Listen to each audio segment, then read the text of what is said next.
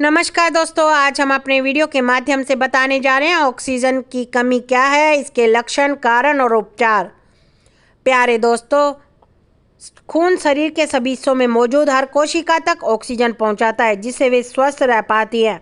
जब आपके शरीर में ऑक्सीजन कम हो जाती है, इस स्थिति को हाइपोकैस्मिया या शरीर में ऑक्सीजन की कमी होना कहा जाता है। ऑक्सीजन की कमी शरीर में तब होती है जब खून में ऑक्सीजन की मात्रा सामान्य से कम हो जाती है।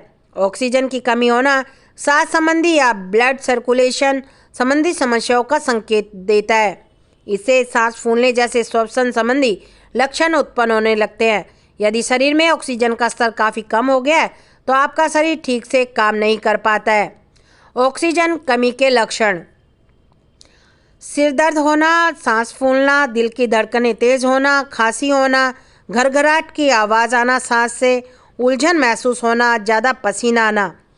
यदि ऑक्सीजन का स्तर काफ़ी कम हो गया है तो पीड़ित व्यक्ति पर्याप्त सांस लेने के लिए पेट की मांसपेशियों का भी इस्तेमाल करने लगता है। शरीर में ऑक्सीजन का स्तर जितना कम होता रहेगा, उसके लक्षण उतने ही गंभीर होते जाएंगे। जब कोशिकाओं को ऑक्सीजन मिलना बंद हो जाती है तो वे नष्ट होने लग जाती है। इसलिए ऐसी स्थिति में हाथों व पैरों की उंगलियां, होठ और नाक नीले पड़ने लग जाते हैं।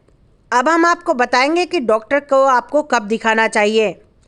हल्की सी शारीरिक मेहनत करने के बाद या आराम करने के दौरान सांस फूलना, शारीरिक रूप से गतिशील होने या एक्सरसाइज करने पर गंभीर रूप से सांस फूल जाना, सांस फूलने के कारण रात को नींद से जागना या दम घुटने जैसा महसूस होना, ये स्लीप एनप्निया के लक्षण भी हो सकते हैं।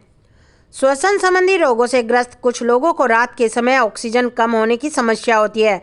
ऐसा इसलिए होता है क्योंकि नींद के दौरान सोने की प्रक्रिया में बदलाव होता है, जिससे ऑक्सीजन की मात्रा में कमी हो जाती है। यदि आपको रात के समय ये लक्षण महसूस होते हैं तो आप अपने डॉक्टर से अवश्य मिलें।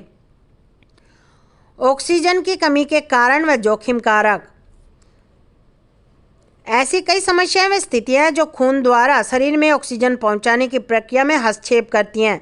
शरीर में ऑक्सीजन की कमी होने के कुछ सबसे सामान्य कारणों में शामिल है हृदय संबंधी स्थितियां, जैसे बच्चों में जन्मजात हृदय रोग, वयस्कों में जन्मजात हृदय रोग, फेफड़ों संबंधी समस्याएं, अस्थमा, वातस्फीति, ब्रोंकाइटिस, ARDS, COPD, निमोनिया आदि।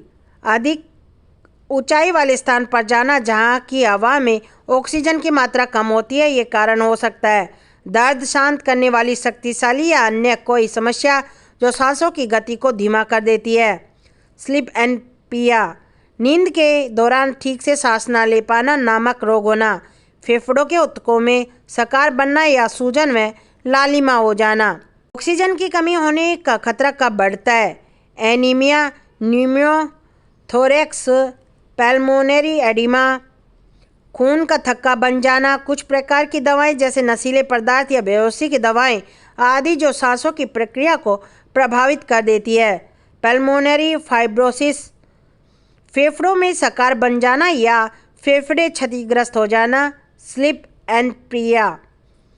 ऑक्सीजन की कमी से बचाव: ऑक्सीजन की कमी से बचाव कैसे करें?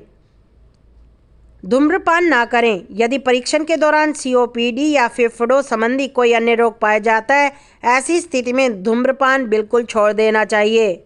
धुएं से बचें: ऐसी जगहों पर जाने से बचें जहां पर अधिक धुआं हो और धूम्रपान करने वाले लोग हों तो उनसे दूर रहें, क्योंकि इनके संपर्क में रहने से फेफड़े क्षतिग्रस्त होने लग जाते हैं। नियमित रूप से एक्सरसाइज करते रहें।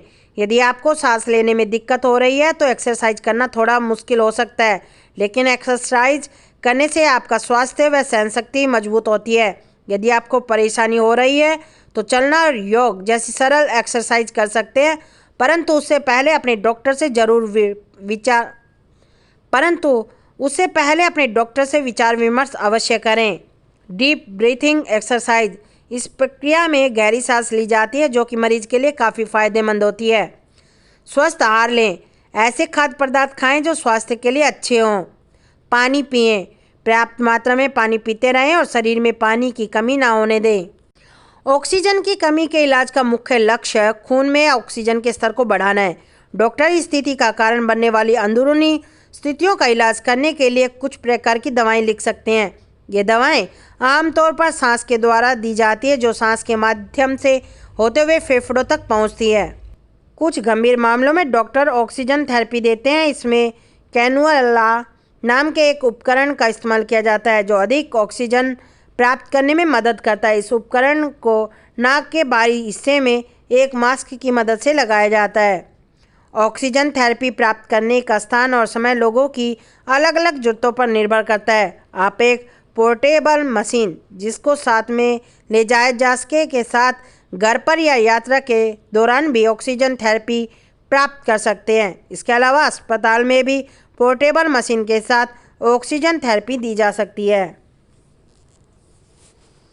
प्यारे दोस्तों, अगर वीडियो आपको पसंद आया हो तो आप लाइक करें, शेयर करें और हमारे चैनल को सब्सक्राइब करना ना भूलें। नमस्कार दोस्तों, जय हिंद।